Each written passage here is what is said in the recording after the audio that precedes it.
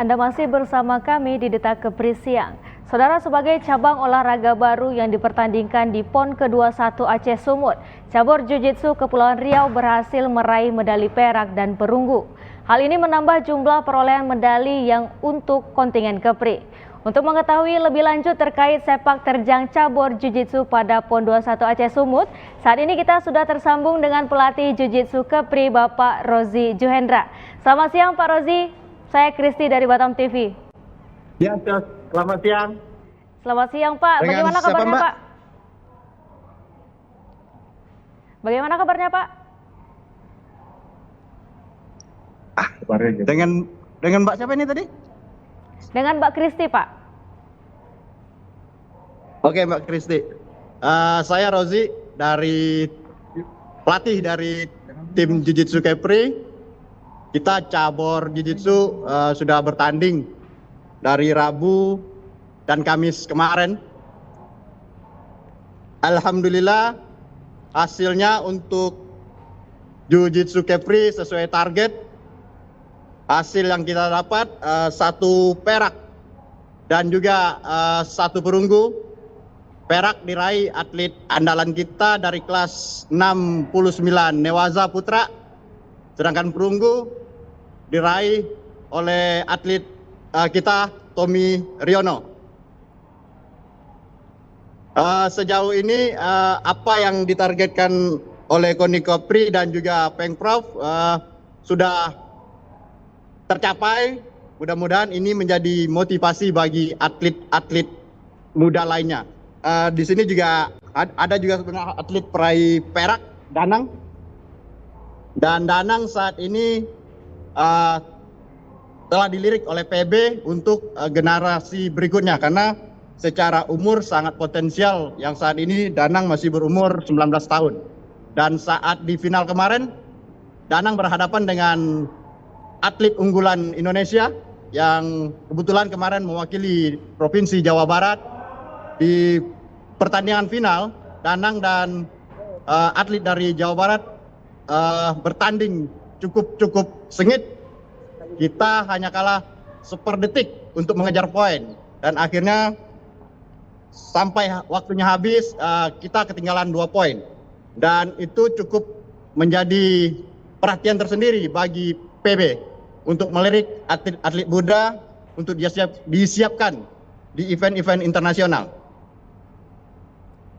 Baik, Pak, lalu ada lagi Mbak Fitri? Baik Pak. Lalu Pak, apa rencana ke depan untuk tim Jiu-Jitsu Kepri setelah PON Aceh Sumut ini Pak? Apakah ada target atau kejuaraan lain yang akan diikuti Pak?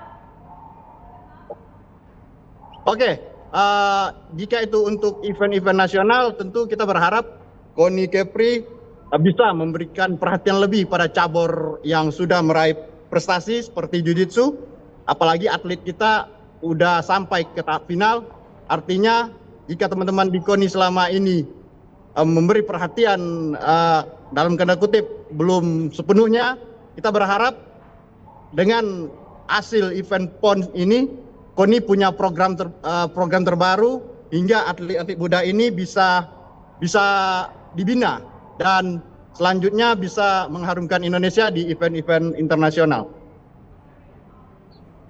Baik, Pak, lalu ini baik Pak, lalu ini cabang olahraga Jiu-Jitsu ini adalah cabang olahraga yang baru di PON ya Pak. Lalu bagaimana Bapak melihat perkembangan Jiu-Jitsu ini di Indonesia, khususnya di Kepulauan Riau Pak? Oke, untuk masuk olahraga prestasi, cabur Jiu-Jitsu memang tergolong baru.